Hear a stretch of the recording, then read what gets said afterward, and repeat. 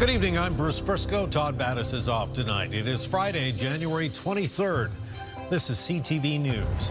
Tonight, a wintry blast, preparing for breathtaking cold and significant snow. A common front, Atlantic and Maine lobster players gather to decide what's best for the industry. With frigid air in place this weekend and a storm moving up the coast, we could start next week with a heavy snow. Live from our Maritimers News Center, this is CTV News at 6. Here is Bruce Frisco. Good evening. If you've been enjoying our relatively mild winter so far, you may want to buckle up for a reality check this weekend. Extreme wind chills are in the forecast, along with significant snowfall. Kaylin has all the details coming up in just a few minutes, but we begin tonight with the race to prepare for the difficult days ahead. Here's CTV's Hafsa Arif. Right now, it doesn't feel all that bad. Sidewalks are clear, roads are dry, but that calm won't last long. A blast of Arctic air is moving into the Maritimes, bringing some of the coldest temperatures of the season. We know that we have a cold stretch moving in tonight overnight, and that we're expecting some possible weather Sunday night overnight into Monday. In Halifax, preparations are already underway. So crews are monitoring the forecast. We may be putting down some salt in advance of any anticipated snow on Sunday, and we're also making sure that all of our snow clearing equipment is good to go and ready to respond as quickly as possible. Utilities across the Maritimes are also bracing for what that cold could mean for the power grid. We have sufficient capacity, we have contingency plans, and we have trained crews obviously in place to respond quickly to changing conditions or unexpected issues. On Prince Edward Island, comfort centers are ready to open if needed. Maritime Electric has also issued a watch, warning electricity demand could climb. For New Brunswick, concerns lie mostly with the cold itself. The cold temperatures obviously will put pressure on the system. Obviously, it is definitely a cold snap, anywhere between -35 to -40. In Halifax, the city says it has the equipment and people ready to respond if conditions worsen. In the meantime, outreach workers are out, making those living outside aware of the indoor options. There are a number of shelters across the municipality that have expanded their beds so that there are beds available for anyone who needs one. In addition to that, the AIM team is also equipped with things like hot beverages, sheltering supplies, as well as warm winter essentials. Just days ago, we had that heavy snowfall that resulted in thousands without power across the province, which is why officials are urging people to take the necessary precautions and start preparations now. Bruce? All right, thank you, Hafsa. CTV's Hafsa Arif reporting live tonight from Halifax. Okay, here's a live look at downtown Moncton, where it's currently -7. We'll get our first look at the weather now with Kaylin Mitchell in the CTV Atlantic Weather Center. -7 and dropping, I guess, for most of us. Yeah, that's right. I mean, -7 for January evening in the Moncton area isn't anything too out of the usual. What's going to happen, though, as we move through tonight is that temperatures across the Maritimes are going to be coming down very quickly. Edmundston right now in the northwest of New Brunswick already sitting at -13. There's a gusty northwest wind there. So we're already seeing some wind chill values coming in. Pretty close to -20 now in that northwestern area of New Brunswick, including around Edmundston as well as Woodstock. And as we move through tonight, those wind chills get worse, not only for New Brunswick, but for Prince Edward Island and Nova Scotia. And that's why we have these cold warnings in effect. Some of the wind chills at times are going to make it feel between -30 and -39.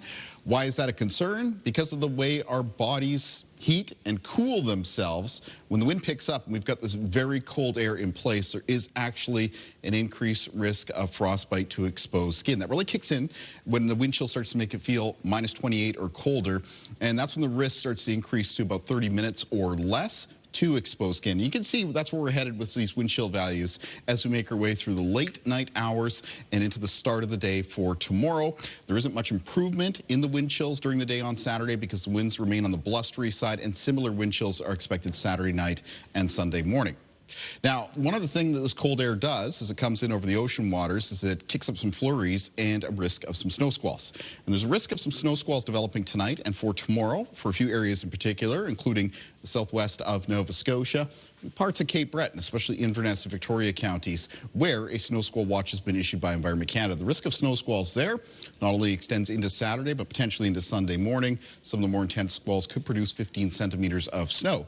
Of course, Bruce, there is a bigger weather system that could be a larger snow producer for a bigger portion of the Maritimes coming up late Sunday night into Monday, and I'll have more on that when I'm back a little bit later on. It is going to be an eventful weekend for sure. All right, thank you, Kaylin. Again, the full forecast coming up a little closer to the bottom of the hour. 5 years after the first cases were reported, New Brunswick's top doctor says there's still no hard evidence of a mystery neurological disease in the province. An analysis of blood and urine samples from hundreds of people complaining of unusual symptoms found no connection with heavy metals or herbicides. CTV's Laura Brown has the latest. Chief Medical Officer of Health, Dr. Yves Legier, insists there's no mystery neurological illness in New Brunswick. I think we can now certainly state that there isn't any evidence that we've seen, that I've seen to date, that certainly suggests the existence of an unknown condition. It was an initial group of 48 people with unexplained symptoms like memory loss, hallucinations, difficulties walking, behavioral changes, and muscle spasms that sparked neurologist Dr. Alier Marrero to alert the province. Initially, then Chief Medical Officer of Health, Dr. Jennifer Russell, said it was most likely a new disease. The province has wheeled back those comments, but in 2023, Dr. Marrero informed officials he was seeing hundreds of patients with unexplained symptoms and that he found elevated levels of herbicides and metals in some of them. Today's report analyzed the urine and blood test results of 222 of those people. We didn't feel that there was any widespread elevations or exposures that were occurring in this group of patients that would suggest that these substances are contributing to most patients' illnesses. He said 9 autopsies found known conditions like dementia, Alzheimer's, and Creutzfeldt-Jakob disease. It's a frustrating finding for one of the 222 patients included in the investigation. They did find patients with elevated levels of herbicides or heavy metals. They're saying it's not a high percent, so it doesn't matter. Sarah Nesbitt was struggling from memory loss and tremors. A patient of Dr. Marrero, she says her initial test results showed higher levels, but then she moved and those levels dropped. The point of this exercise or this report was to find out what's making New Brunswickers sick, help them, and stop it from happening to anyone else. So that wasn't answered today. The plan moving forward is for each patient to get follow-up testing and to undergo a formal assessment process to try and find some answers. The final recommendation is for 2 specialists to sign off on each and every final diagnosis. Laura Brown, CTV News, Fredericton. Actor Mike Smith, best known as Bubbles from the Trailer Park Boys franchise, had his court case adjourned today. A lawyer appeared on his behalf and requested that the case be set aside for a month.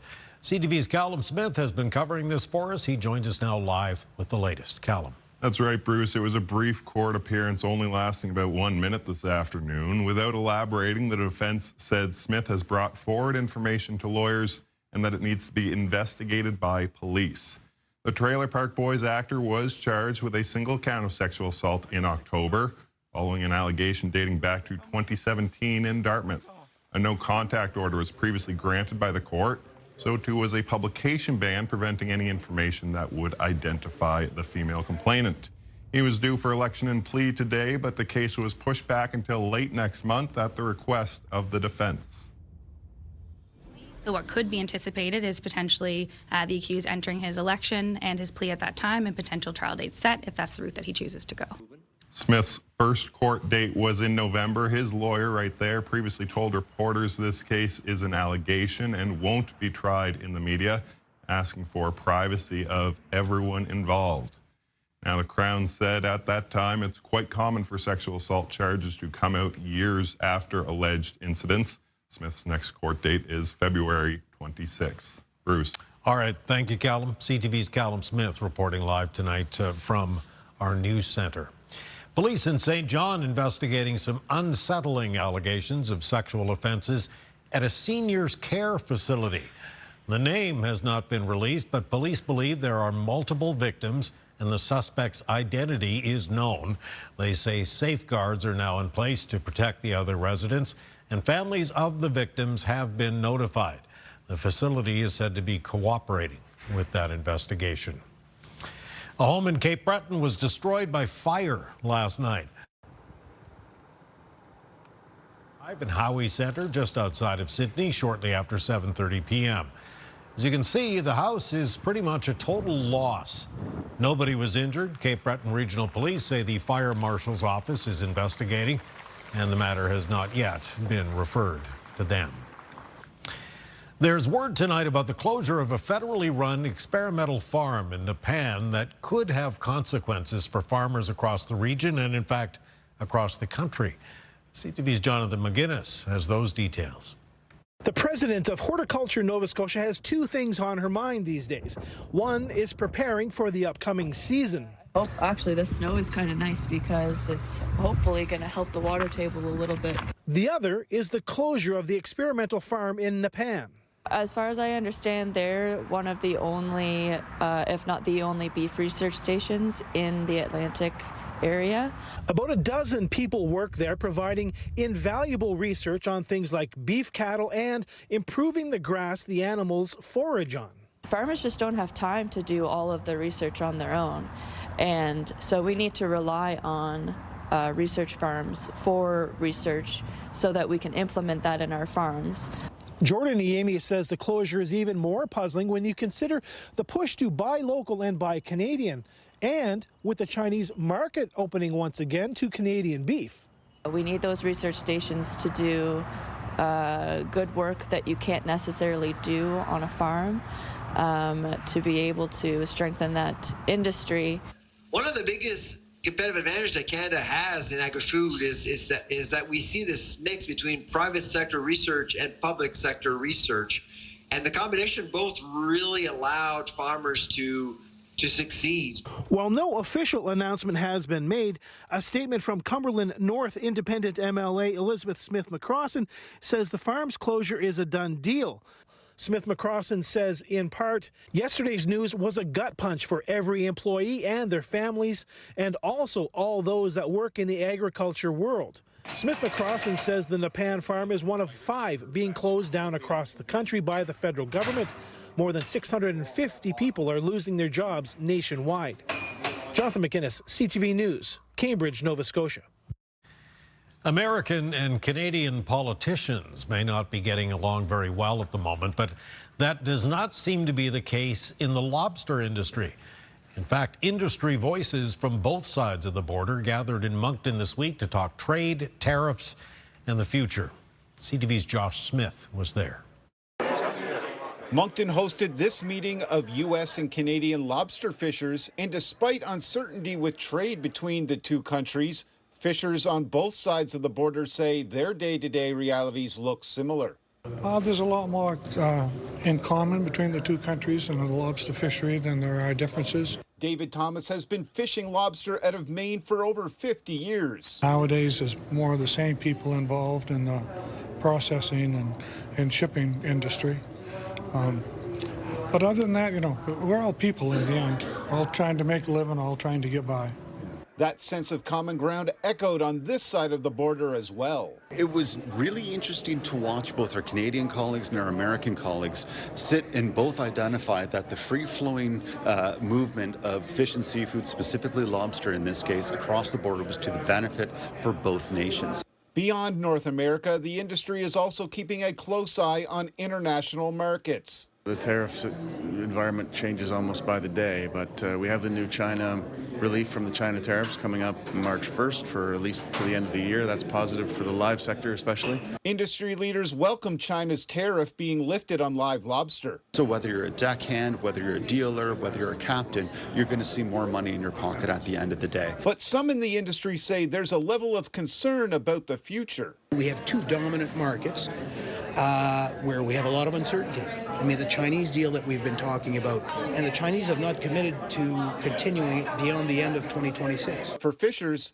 the biggest concern remains stability, not politics. Oh, I think politically there's a huge rift. We're all affected by it, both sides of the border. Tariffs are terrible for business. There's certainly not a rift between the fishermen. Josh Smith, CTV News, Moncton. Get the Maritimes top stories, breaking news alerts, and watch live. Download the CTV News app. A woman from Moncton is asking for the province to pay for a flight she says will change her life. She's a match for a kidney transplant, but it's not quite as simple as you might think. CTV's Derek Haggett explains.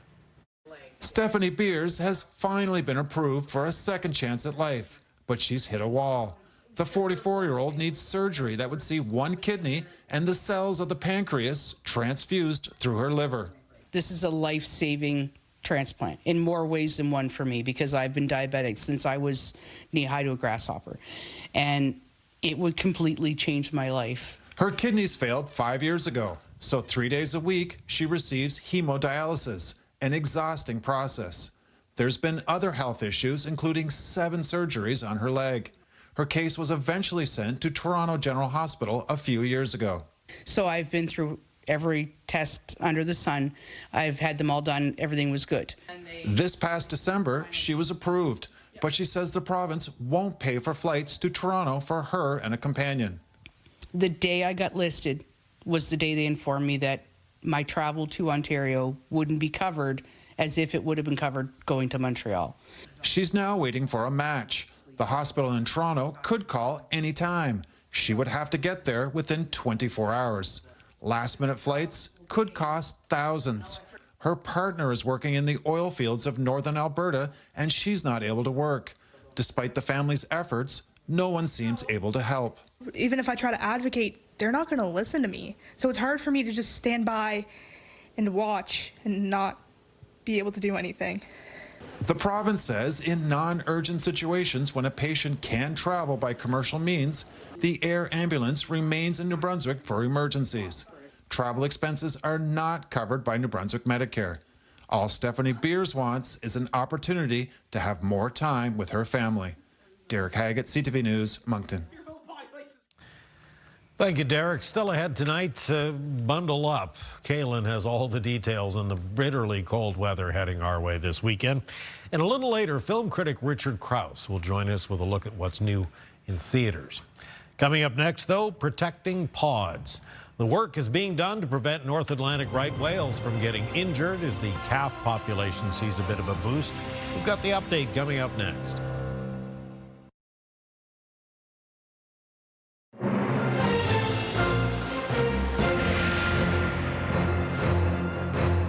So good news and bad news when it comes to North Atlantic right whales to share with you tonight. We're happy to tell you nearly 20 whale calves have been born this season. That is one of the highest numbers in years. However, there could be dangers lurking in our Canadian waters. CTV's Brianne Foley has the story. 19 calves born into a right whale pod is a good year, but still not enough. New research is actually showing that we need about 50 calves born a year over multiple years in order for the population to bounce back. As they enter back into Atlantic Canadian waters, the threat of entanglement from fishing gear looms. Because they do face a lot of risks when they come into the Gulf of St. Lawrence. They have, risks of getting entangled in fishing gear, hit by vessels as well. According to Oceana Canada, more than 85% of right whales bear scars from entanglement. In 2024, 10 whales were caught up in gear. Department of Fisheries and Oceans does have some management measures in place to protect whales from entanglements. So whenever a right whale is sighted in Canadian waters, an area of around 2,000 square kilometers closes where no fishing can occur. But there is new technology that can help both fishers and whales. And what this gear does is it actually removes the vertical fishing rope that's suspended in the water. And this is the rope that, is posing the most entanglement risk to whales. And it stores the rope at the seafloor. And then fishermen, when they're ready to haul their catch, they just send an acoustic signal down and it will release. For Vatcher, the solution is simple. The government is working on a whale safe gear strategy that has been delayed. It was supposed to come out in spring 2025. So we really need to see that strategy come out before whales come to Canadian waters. Vatcher points out that protecting whales is important to fight climate change, as each whale can store up to 70,000 pounds of carbon dioxide. Brianne Foley, CTV News, Halifax. Thank you, Brianne. Coming up next, cold temperatures and a storm watch. It's another Monday possible nor'easter. Kaylin has all those details when we come back.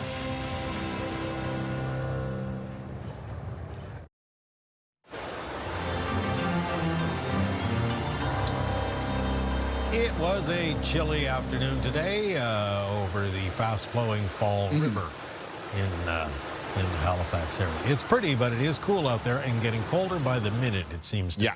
Chilly now, but then, of course, for the weekend weather, describe it as more as frigid, bitterly cold, especially when it comes to the wind chill. We talked about that earlier. Yeah. But now we got to start looking a little bit past the weekend. I mean, some big weather coming our way Monday. Yeah, the second nor'easter that we've had to contend with in the same amount of weeks. So once again, this begins as a big winter storm down through the U.S. You can see a swath of very heavy snow that parts of the southern U.S. are expected to experience, from parts of Texas all the way towards New England, and a lot of heavy ice just to the south of the heaviest of that snow. We're looking at big problems from that. I don't have a lot of time to go into the details of the U.S. impacts from this weather system because we have to focus on its potential to impact us here in the Maritimes at the start of next week. So it is a nor'easter. It does come up the eastern seaboard. Looks like it is going to approach Nova Scotia late Sunday night and then pass by the Atlantic coastline slowly Monday into Tuesday morning. And that's a difference between the weather system that we had at the start of this week and this one. This one moves slower, so the period of snow is likely to be more prolonged. Snow throughout the day on Monday into Monday night, and even some accumulating snow possible for some areas into Tuesday morning. There's a couple other differences with this weather system. The overall snowfall potential, at least right now, is looking higher for parts of Nova Scotia. And there's some areas finishing with some snowfall totals up around or in excess of 30 or even 40 centimeters of snow. One of the reasons for that is the slower movement of the weather system past us, so it's got more time to bring that snow down and allow it to add up. And another difference is the type of snow that's expected to bring in. Remember, on Monday, we had that very heavy, wet snow compacted down on the ground. That's because temperatures were pretty close to the freezing mark as that came down. Ahead of the snow for this weather system, we have very cold temperatures in place through the weekend. So instead of that heavy, wet, compact snow, it might be more of the typical snow or even a little bit towards the powdery side, which does allow it to add up more as far as depth goes on the ground. So there's a couple differences between the storm system coming up at the start of next week and the one that we just went through. Now, we have some alerts issued already ahead of it. There's a winter storm watch out for the southwest of Nova Scotia by Environment Canada, calling for the potential snowfall amounts of 20 to 30 centimeters. I'm a little bit higher in my snowfall forecast because I think the snow is going to be on that powdery side and allows it to add up a little bit more. And then special weather statements out for southern areas of New Brunswick, Prince Edward Island, northern eastern areas of Nova Scotia. Those areas as well could pick up a significant amount of snow from that weather system. It does look like the snow would taper to become lighter the further into the north of New Brunswick you go. Winds would also be a little bit gustier with this weather system. Some of the peak gusts getting up between 40 and 60 kilometers per hour. So blowing and drifting snow might be more of an issue than the one that we dealt with on Monday. And temperatures are going to be colder along with it and directly in behind it. Speaking of cold temperatures, that's what we have moving in tonight. We also have partly cloudy conditions and scattered flurries. There will be a risk of snow squalls developing tonight into Saturday around the southwest of Nova Scotia, Digby, Yarmouth, Shelburne counties, as well as parts of the north and east of Nova Scotia, areas of the North Shore and Cape Breton. Remember, Inverness, Victoria counties underneath that snow squall watch. The risk of snow squalls there continuing through Saturday, but also into Saturday night and potentially Sunday morning. Here's a look at the winds in the forecast out of the northwest for tonight. They continue blustery, and some of the peak wind gusts for tomorrow still in the range of around 30 to 50 kilometers per hour, up to around 60 on exposed areas of the coast. It's going to drive that biting wind chill, and we have those extreme cold mornings in effect. Here's a look at the actual low temperature zone in the forecast for tonight, and you can see that in New Brunswick falling well down to the minus teens and minus 20s, but wind chill making you feel into the minus 30s for many communities by the early morning hours of Saturday, feeling into the minus 20s by the start of the day for tomorrow for Prince Edward Island and for many communities in Prince Edward Island, or for both Prince Edward Island and Nova Scotia. High temperatures in the forecast for tomorrow don't change all that much from the morning lows for PEI and Nova Scotia. It's a very cold day for tomorrow, even into the afternoon, and across New Brunswick, the high temperatures between minus 14 and minus 18. Let's take a look at the extended forecast now. So for New Brunswick, watching for that snow Sunday night into Monday, and then even some lingering flurries in Tuesday's forecast. Again, highest amount of snow for New Brunswick, southern half of the province. Mix of sun and cloud, cold temperatures follow for Wednesday and Thursday. The potential for some more snow on Friday of next week. For Nova Scotia and the outlook coming up Sunday night into Monday, it's when that snow is going to develop. There'll be some gusty winds, so snow, drifting snow is going to be an issue. Snow through the day on Monday and even into Monday night. Some lingering flurries in the forecast for Tuesday. Colder temperatures follow, so that snow's not going anywhere. Chance of flurries on Thursday and then snow in the forecast for Friday. And for Prince Edward Island in the forecast coming up Sunday night, that's when the snow starts. Continues through the day on Monday, even into Monday night, and then down to some flurries on Tuesday. Colder temperatures follow for Wednesday and Thursday, and watching Friday of next week for another snowfall. Bruce. Okay, all right, thank you, sir. We'll check in with you a little later for a look at the wake-up weather. Coming up next, we'll chat with film critic Richard Krause about the Oscar nominations and what's new in theaters this weekend. And we have this story. Hi, I'm Boy Golden. I'm based out of Winnipeg, and I'm coming to the Maritimes to open up a bunch of shows for William Prince. And you'll hear more about that coming right up. All right, we hope you have an awesome weekend, but join us Monday morning, 7 a.m. Your keywords kick in for Virgin Radio's $100,000 Destroy Your Debt. And around 7:30, we're giving away a $100 gas card.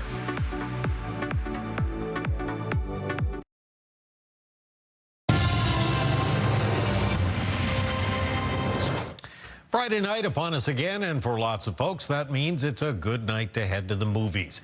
Joining us this evening to talk about some of the newest offerings, we are always happy to welcome CTV film critic Richard Krause to the program. Hey, Richard, nice to talk to you again. Nice to see you, Bruce. Thanks for having me. So before we get to this week's movies, let's talk about the Oscar nominations. They came out yesterday. Anything surprise you there? Well, a couple of things. Sinners, I knew was going to be well nominated. I knew that they were going to get a lot of nominations. I didn't expect them to break a record. It's a horror film, and horror films do not normally do really well with. And yet, here we go. 16 nominations. Each previous record of 14. I was a little surprised to see that Wicked for Good, which was a big hit this year, the second part of the Wicked film, was nominated for exactly nothing. No Ariana Grande, no Cynthia Erivo, not even Best Song or Best Score, which is really something considering how popular that movie was and how popular the score was. So, you know, a couple of surprises there. I'll have to wait until the actual show to see how Sinners does, but I have a feeling it's going to do all right.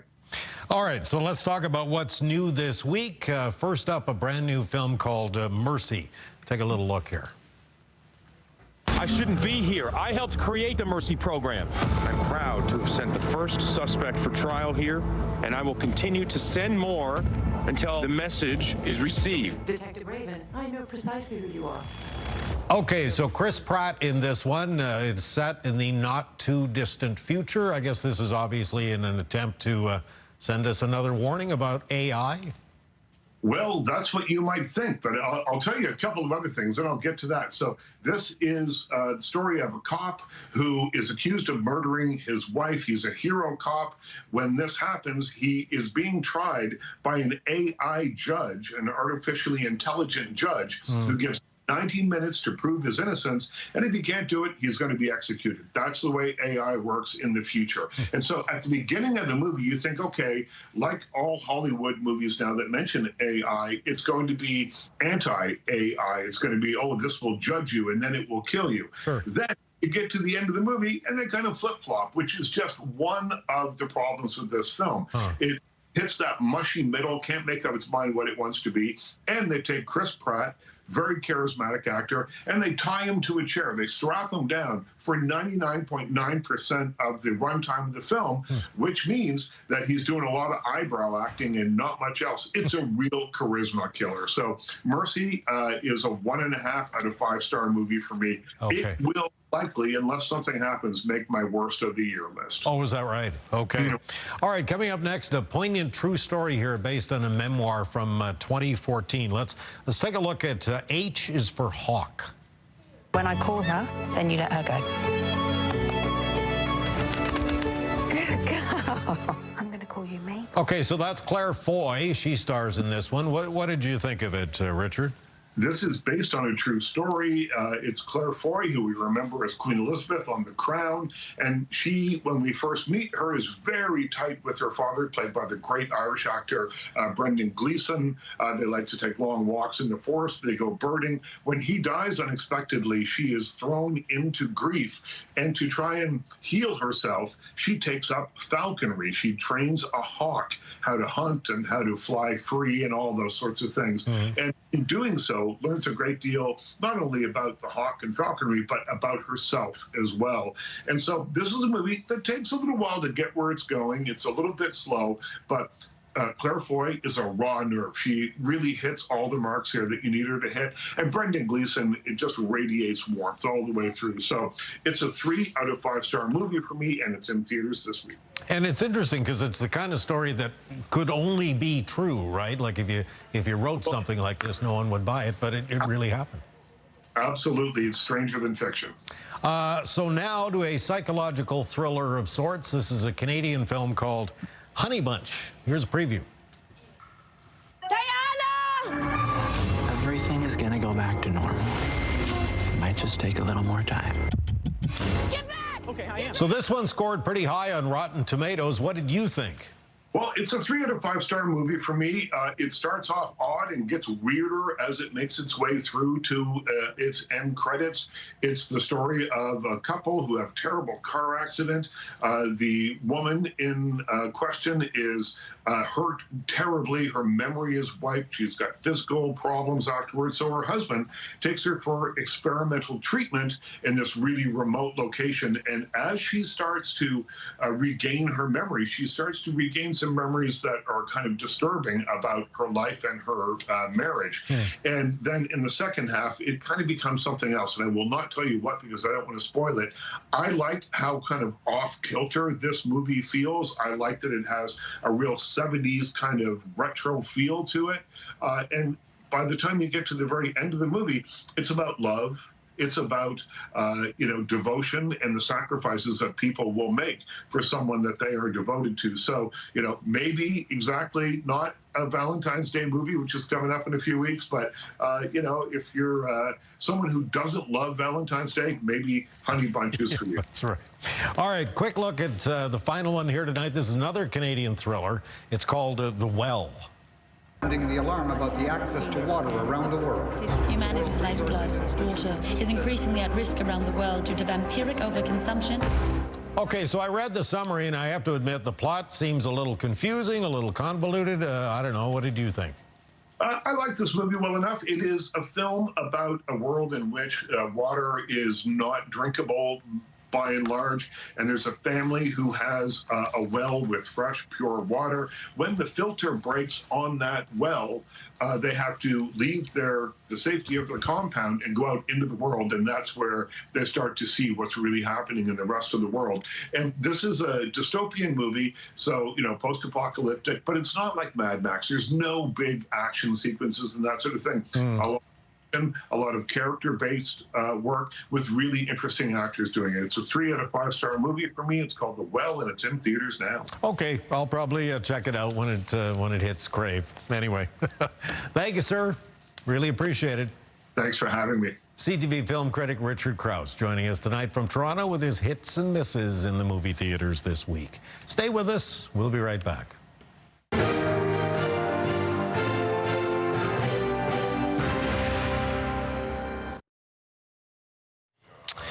In the Lifeline tonight, the leading cause of cancer death in people under the age of 50 in the United States. CTV's Amanda Debison has more. Colorectal cancer now appears to be the deadliest form of cancer in young adults in the U.S. On Thursday, the medical journal JAMA released a report finding that as of 2023, colorectal cancer surpassed other cancer types to become the leading cause of U.S. cancer deaths for people under 50. Researchers say those deaths rose 1.1% every year since 2005.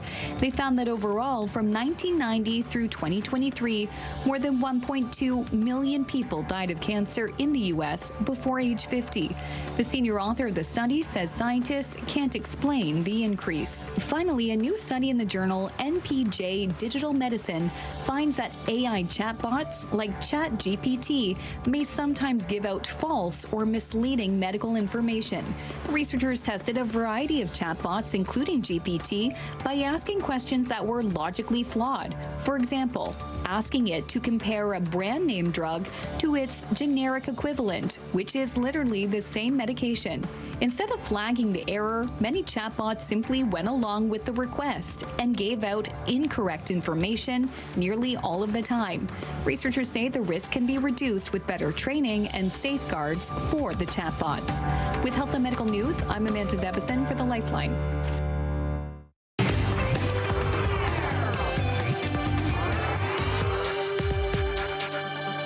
On the scene now with Katie, and a rising star from Winnipeg is set to perform right here in the Maritimes. Yes, Bruce. Boy Golden is his name, and he says he's going to be pulling out all the stops.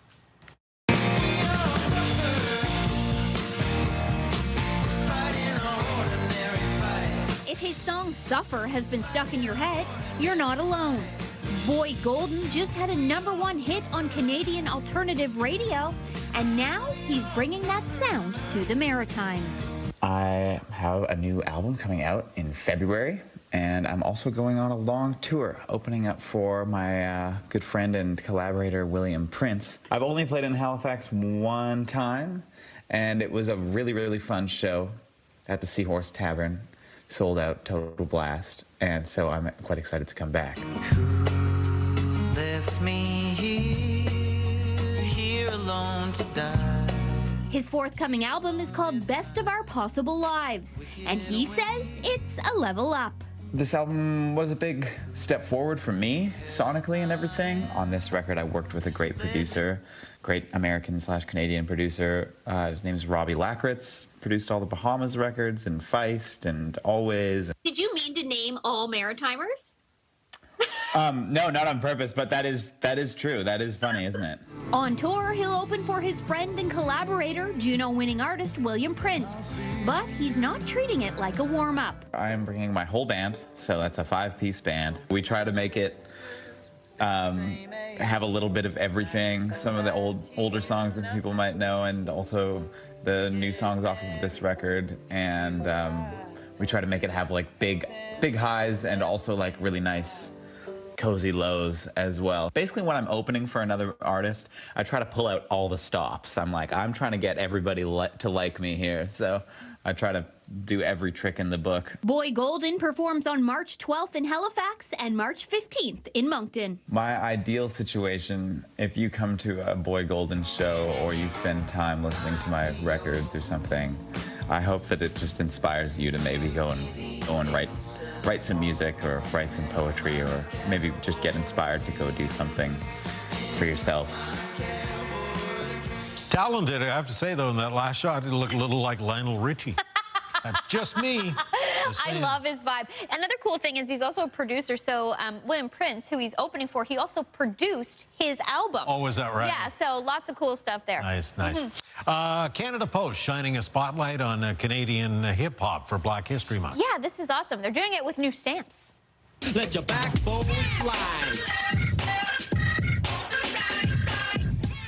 They'll be honoring 3 pioneers, including our honorary Maritimer, Maestro Fres West. Sure, yes, who resides in St. John. They'll also recognize Michi Me and Museon. They'll also get a stamp. The stamps will be unveiled at a private event in Toronto January 27th, with all 3 artists expected to be there. Nice. The new series celebrates the artists who helped put Canadian rap on the map, and that they certainly did. So can't wait to get my hands on one of those Maestro Fresh West stamps. That's right. Just got to mail something now. Got to find something to mail. That's true. And heated rivalry fans need to pay attention very closely to this. Yes, they do. Mark your calendar. Halifax author Rachel Reed, the writer behind the series, is going to Truro for a little Q&A. So showcasing the two most talked about prospects in the world. Canada's Shane Hollander. Shane Hollander, I wanted to introduce myself. Okay. It's the hottest show right now. Tickets to this Q&A are free, but you'll have to line up to get them. Ticket pickup happens at the Truro Library on January 24th. Doors open at 10, and it's first come, first served. So you're going to have to be there if you want them. And it's a max of 2 tickets per person, only 100 available. The Q&A is happening on February 14th at 10:30 in the morning. A nice little Valentine's Day gift to yourself. Sure, exactly. And it is the show right now. It's a phenomenon more than anything, right? It's wild, but totally well-deserved. And so proud of Rachel Reed. So For cool. sure. Have a great weekend. You too, Bruce. Here's the primetime lineup.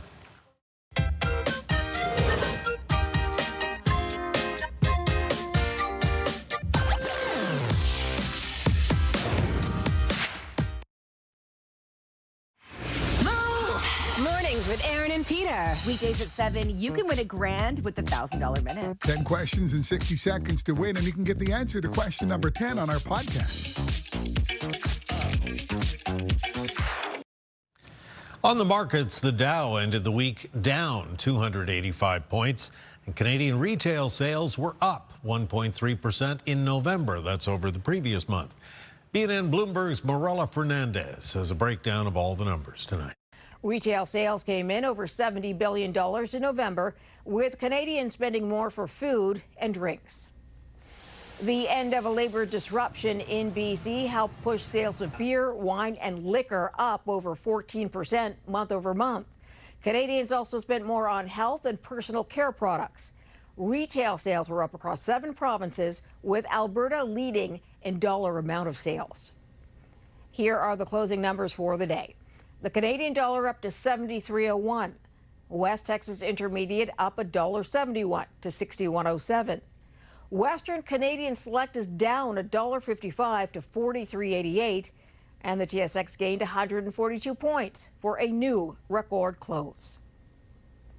Those are your business headlines. I'm Marilla Fernandez. Thank you, Marella. Now we'll head outside to Kaylin on the weather deck. I presume it's cooling off. It's cold and getting colder out here, Bruce, that's for sure. The other night, I mentioned that you could see the constellation Orion in the night sky, and specifically Orion's belt. Well, Bob Simmons was quick on his telescope, took advantage of a break in the skies around Burton, New Brunswick, to capture us a close-up image of part of Orion's belt here. So I want to thank Bob very much for sharing that picture with us. If you were attempting to do any night sky viewing tonight, dress warm because it is cold. And tomorrow's high temperature for Burton, New Brunswick, -15, but feeling into the -20s with the wind chill throughout the day. Day planner for tomorrow, start of the day around the Maritime region, temperatures -teens, -20s, but feeling in the -20s and -30s, and a blustery northwest wind sticks with us, so there isn't much improvement when it comes to the wind chill in the afternoon. And remember, there is a risk of snow squalls in the southwest of Nova Scotia, as well as in Cape Breton, where a snow squall watch has been posted. Let's find out what's coming up on Your Morning Atlantic. Monday on Your Morning Atlantic, speaking out about menopause. We'll talk with a filmmaker behind a new documentary and get the details on an upcoming screening and panel discussion. Start your morning with us Monday on Your Morning Atlantic on CTV2 and Crave. Thank you, ladies. Well, finally tonight, the Oscar nominations, of course, are one thing, but what about the award that nobody actually wants to win? Should tell you the nominations are also out for the 2026 Razzie Awards, and a couple of remakes are topping the list here.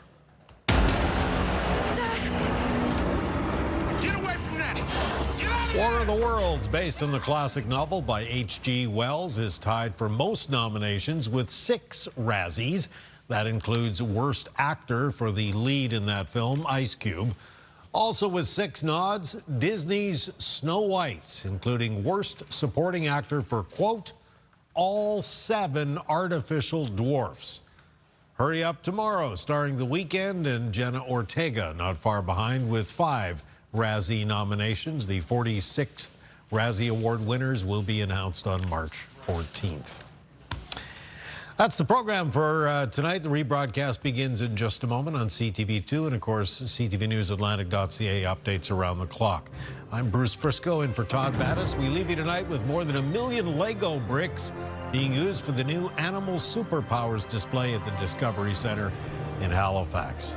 Good night.